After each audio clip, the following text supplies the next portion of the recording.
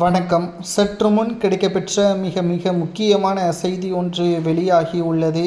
திராவிட முன்னேற்றக் கழகத்தின் பொதுச் செயலாளர் மற்றும் திமுகவின் மிக முக்கியமான எம்பியாக இருக்கக்கூடிய கனிமொழி அவர்கள் ஊரில் விரட்டியடிக்கப்பட்ட சம்பவம் பேசும் பொருளாக மாறியுள்ளது. தேர்தல் நேரத்தில் பிரச்சாரத்திற்காக சென்ற கனிமொழி அவர்களை தற்பொழுது விரட்டி அடித்த சம்பவம் பேசும் பொருளாக மாறியுள்ளது. 2026 சட்டசபை தேர்தல் இன்னும் ஒரு சில வாரங்களில் நடைபெறக்கூடிய நிலையில் திமுகவிற்கு மீண்டும் வாக்குகளை செலுத்த வேண்டும். ஒவ்வொரு கிராமங்களுக்கும் கனிமொழி அவர்கள் சென்றுள்ளார். அப்பகுதியிலுள்ள மக்கள் கேட்ட ஒரே கேள்வி, சொன்ன வாக்குறுதிகள் 524ஐ நீங்கள் ஆதாரத்துடன் எங்களிடம் சமர்ப்பிக்க முடியுமா? வெள்ளை அறிக்கையாக வெளியிட முடியுமா? இதற்கு முன்னால் 2000 5000 ரூபாய் கொடுத்தது போல் இந்த முறை தேர்தலுக்கு பணத்தை கொடுத்தால் நிச்சயம் அதை வாங்கிக் கொள்வோம்.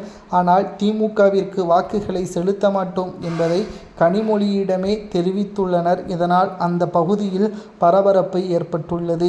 திராவிட முன்னேற்ற கழகத்தின் ஆட்சி என்பது மக்களுக்கு வளமான ஆட்சி, சிறப்பான ஆட்சி என்று ஸ்டாலின் அவர்கள் நாடக மேடைகளில் கூடலாம்.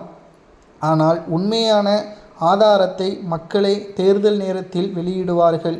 தற்பொழுது இருக்கக்கூடிய அரசியல் கள நிலவரம் என்ன தெரியுமா? மக்கள் திமுகவை வெறுத்துவிட்டார்கள். அது ஸ்டாலினுக்கே நன்றாக தெரிந்துவிட்டது.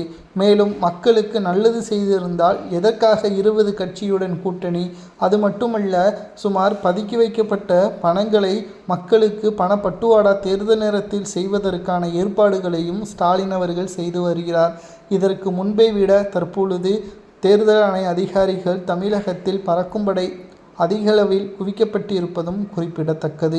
2026 சட்டசபை தேர்தல் அரசியல் களத்தில் ஒரு திருப்புமுனையாக அமைவதற்கு கனிமொழியின் விரட்டியடிப்பே முதல் பாடமாக திமுகவிற்கு அமைந்துவிட்டது.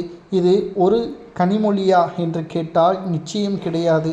ஒவ்வொரு கிராமங்களிலும் திமுக சார்ந்த நபர்கள் சென்றால் அப்பகுதியில் உள்ள கேட்கக்கூடிய மக்கள் கேள்வி என்ன தெரியுமா? சொன்ன வாக்குறுதியை நிறைவேற்றியதை ஆதாரத்துடன் காண்பித்தால் ஊருக்குள் வர விடுவோம், இல்லை என்றால் விரட்டியடிப்போம் என்பதற்கேற்ப கூற வேண்டும் என்று பலரும் சமூக வலைதளங்களில் பதிவுகளையோ மேற்கொண்டு வருகிறார். கனிமொழி அவர்களுக்கு அப்பகுதி மக்கள் செய்தது சரியா தவறா என்பதை மறக்காம கமெண்ட் வாயிலாக கூறுங்கள். அது மட்டுமல்ல, 2வது முறை ஸ்டாலின் அவர்கள் முதல்வராக தேர்வு செய்யலாமா வேண்டாமா என்பதையும் மறக்காமல் கமெண்ட் வாயிலாக கூறுங்கள்.